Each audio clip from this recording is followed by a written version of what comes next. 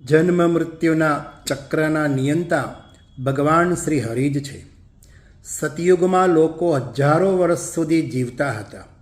ત્રેતાયુગમાં તથા દ્વાપર યુગમાં પ્રભુ સ્વયં અવતાર ધારણ કરી પૃથ્વી પર પધારી દૈત્યો અને દાનવોનો સંહાર કરી સ્વધામ પરત ગમન કરતા હતા. પરંતુ કલિયુગના પ્રથમ ચરણમાં આપણે જાણીએ છીએ કે આપણા વડવાઓ 100 વર્ષથી વધુ વર્ષો સુધી જીવતા હતા. પરંતુ કહેવાય છે કે હાલમાં હળાહળ કળિયુગ વ્યાપી રહ્યું છે. રોજે રોજ કેટલાય લોકો ખૂબ નાની વયે મૃત્યુ કરતાં પણ અપમૃત્યુ દ્વારા વધુ પ્રમાણમાં લોકો મૃત્યુ પામે છે. ત્યારે કોઈ સારો વ્યક્તિ મૃત્યુ પામ્યો હોય ત્યારે સૌ કહી ઉઠે છે કે ખૂબ જ સારા વ્યક્તિને પ્રભુ પણ લઈ ગયા. જેની અહીં જરૂર છે તેની ત્યાં પણ જરૂર છે. અને આ બિચારા દાદા કે દાદી એટલા હેરાન થાય છે તો પણ તેમનો જીવ હજુ જતો નથી. અને જેમની જરૂર હતી દીકરા કે દીકરીને પ્રભુ સ્વધામ લઈ ગયા. આવું જ્યારે થાય છે ત્યારે આપે ક્યારેય એવું વિચાર્યું છે કે સારા લોકોનું મૃત્યુ જલ્દી શા માટે થઈ જાય છે? આવા રહસ્યમય વિડીયોને અંત સુધી માણવા માટે જો આપ આ વિડીયો આ ચેનલને પ્રથમવાર નિહાળી રહ્યા હોય તો આ ચેનલને સબસ્ક્રાઈબ કરી ઓલ બટન પર ક્લિક કરો, જેથી મારા આવા જ રહસ્યમય આગામી વિડીયો આપ સુધી તુરંત પહોંચી શકે. તથા આ ચેનલને લાઈક અને શેર પણ અવશ્ય કરો. આપણા મૃત સ્વજનોની શ્રદ્ધાંજલિ માટે કોમેન્ટમાં જય શ્રી રામ પણ અવશ્ય લખો. તો દોસ્તો, બાળકનો જન્મ થાય ત્યારે તેની છઠ્ઠી રાત્રિએ જ વિધાતા તેનું ભાગ્ય લખતા હોય છે. તેમાં તેનો અભ્યાસ, નોકરી, લગ્ન જીવન કે શારીરિક સ્વાસ્થ્ય સંબંધી બાબતો જન્મ સમયના આધારે વિધાતા લખતા હોય છે. અને તેમાં મૃત્યુનો સમય પણ સામેલ હોય છે. જન્મે છે તેનું મૃત્યુ તો હોય જ છે, પરંતુ તેના મૃત્યુના સમયની બાબતે કોઈને જાણ હોતી નથી. માટે જ મનુષ્ય પોતાના કર્મોમાં એવો તો રત બની જાય છે કે તે સુખ દુઃખ લાભ હાનિ વગેરે ભોગવી પોતાના કર્મોનું યોગ્ય સિંચન કરી વિશિષ્ટતા પામવા માટે પ્રયત્નશીલ બને છે. તાજું જન્મેલું બાળક કારણ વગર હસતું આપણે જોઈએ છીએ. કારણ વગર રડતું, ભય કે ત્રાસ પામતું, ચમકતું આપણે અનુભવીએ છીએ. તેનું કારણ તે બાળકના પૂર્વજન્મના સંસ્મરણો જ કારણભૂત હોય છે. કઠોપનિષદ 1:1:5 તથા 6 મંત્રમાં કહ્યા મુજબ જેનો જન્મ છે તેનો નાશ છે. બૃહદારણ્યક ઉપનિષદ 4:4:1-2 મુજબ જીવ શરીરમાંથી નીકળે છે, પરંતુ શરૂમાં તેને પૂર્વ પ્રજ્ઞા અર્થાત પૂર્વજન્મોનું સ્મરણ થતું હોય છે. છાંદોગ્ય ઉપનિષદ મુજબ જેનું આચરણ રમણીય છે તે શુભ યોનિમાં જન્મે છે, તથા જેનું આચરણ દુષ્ટ છે તે કૂતરા, સૂવર, ચાંડાલ જેવી અશુભ યોનિમાં જન્મે છે. માટે જ કહ્યું છે કે પાપી ચિરાયુ શક્રતી કમાયુ, અર્થાત પાપી ચિરાયુ અર્થાત જે પાપી છે તે પોતાના કર્મોમાં એવો બંધાઈ જાય છે કે તે ચિરાયુ અર્થાત લાંબુ જીવે છે, અને શક્રતી અર્થાત સારું કામ કરનારા, સુકર્મો કરનારા, કમાયુ અર્થાત ઓછું જીવન જીવતા હોય છે. શ્રીમદ ભગવદ્ ગીતામાં તો જન્મ અને પુનર્જન્મ પર વિસ્તૃત ભાર મુકાયો છે.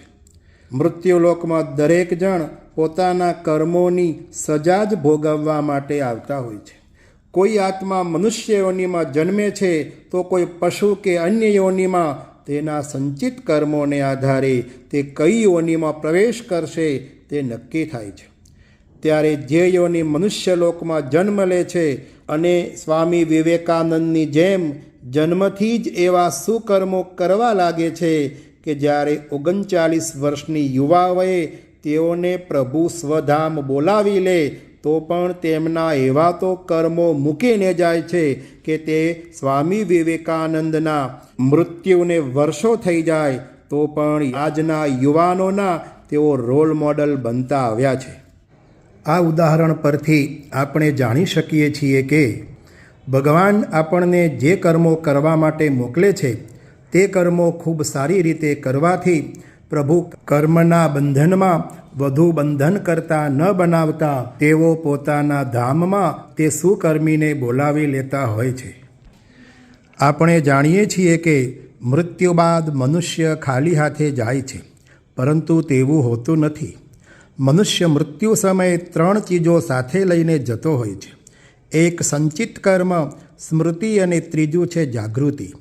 સંચિત કર્મોથી વિશિષ્ટ જન્મ કે મોક્ષની પ્રાપ્તિ મનુષ્ય પ્રાપ્ત કરે છે તથા તેના સુકર્મો દ્વારા મનુષ્યોના જીવનમાં તેની સ્મૃતિ વર્ષોના વર્ષો સુધી મૂકતો જાય છે અને તેના વિશિષ્ટ યોગ વગેરે તપ દ્વારા, વિશિષ્ટ કર્મો દ્વારા લોકોમાં જાગૃતિ પ્રગટાવવાનું કાર્ય કરીને જવાથી લોકોના મનમાં ચિરસ્થાયી બનતો હોય છે. પૃથ્વી પરનો જન્મ કેટલો કષ્ટદાયી હોય છે તેનું ઉદાહરણ જોઈએ તો પૂર્વજન્મમાં દેવો જ્યારે સ્વર્ગમાં કંઈક ભૂલ કરતા ત્યારે તેઓને મૃત્યુલોક યાને કે પૃથ્વીલોક ઉપર શાપ આપીને મોકલવામાં આવતા હતા. અપ્સરા ઉર્વશી અભિનયમાં વારંવાર પુરુરવાનું નામ માત્ર બોલવાથી દેવરાજ ઇન્દ્રના શાપને કારણે ઉર્વશીને પૃથ્વી પર રહેવાનો શાપ આપવામાં આવ્યો હતો. પરંતુ પૃથ્વી પર વધુ સમય ન રહેવાની સૌએ વિનંતી કરતા શાપમાં સુધારો કરી પુત્ર પ્રાપ્તિ થાય ત્યાં સુધી પૃથ્વી પર રહેવાનું કહેવામાં આવ્યું હતું. આના દ્વારા પૃથ્વી પર ભોગવવી પડતી યાચનાઓ કે કર્મોના બંધનનું પ્રમાણ પ્રાપ્ત થાય છે. દેવતાઓને પરેશાન કરનાર નહુષને ઋષિઓના શાપનો ભોગ બની પૃથ્વી પર આવવું પડ્યું હતું. શાપને લીધે જ ગંગા માતાને પણ પૃથ્વી પર જન્મ લેવો પડ્યો હતો. આમ જ્યારે કોઈ દેવતા ભૂલ કરતા ત્યારે તેઓને પૃથ્વી પર સજા માટે મોકલવામાં આવતા હતા, કારણ કે પૃથ્વી પર ખૂબ જ દુરાચાર, વિખવાદ, અસંતોષ, અત્યાચાર વગેરે થતા હોય છે, જેમાં અકર્મી મનુષ્ય એવો તો લોભાતો હોય છે કે તે જન્મોના વિશિષ્ટ ચક્રોમાં ફસાતો હોય છે. આવી આ કર્મભૂમિ કહેવાતી પૃથ્વી પર જન્મ લેનાર મનુષ્ય કામ, ક્રોધ, લોભ, મોહ, દંભ, ઈર્ષા, અસૂયા જેવા બંધનોમાં એવી રીતે ફસાઈ જાય છે કે તે પોતાના કર્મોમાં ક્યાંક ખોટા કાર્યો પણ કરી બેસે છે, જેને લીધે તેને સજા પણ આપવામાં આવે છે. આ સજા પોતાના કર્મોની સજા છે. આ સજા 2 પ્રકારની છે. એક પૃથ્વી પર અવતારરૂપી અને બીજી નર્કમાં વિશિષ્ટ દુઃખો અને વેદનાઓ. પોતાના પૂર્વ ભવના સુકર્મો બાકી રહેતા હોય છે તેને પૂર્ણ કરાવવા માટે બીજા જન્મમાં મનુષ્ય રૂપે ભગવાન તેને મોકલે છે, પરંતુ તે આ કળિયુગમાં દુરાચારી, અત્યાચારી, ઘમંડી અને બીજા કુકર્મીના રવાડે ચડીને પોતાના કુકર્મોનું ભાથું બાંધીને ખૂબ દીર્ઘાયુ ભોગવીને મૃત્યુ બાદ ઘોર નરકાગારમાં ધકેલાઈ જતો હોય છે. પણ પૂર્વ ભવના સંચિત કર્મો તથા આ જન્મમાં પણ કરેલા સારા કર્મો મનુષ્યને પૃથ્વી પર તેના નામથી પ્રસિદ્ધ કરી ભગવાન તેને કર્મના બંધનોમાં વધુ પડતા ન જકડી રાખતા ખૂબ જ અલ્પ આયુષ્યમાં પોતાની પાસે તેમને બોલાવી લેતા હોય છે.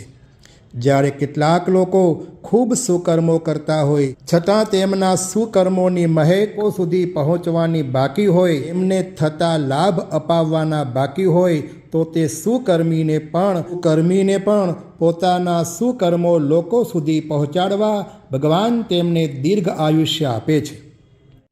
આમ આપણો ધર્મ આપણા મનુષ્યરૂપી કર્તવ્ય કર્મ પૂર્ણ કરવામાં તથા પવિત્ર બનીને મોક્ષરૂપી ધ્યેયની સિદ્ધિ કરવામાં અવશ્ય હોવો જોઈએ.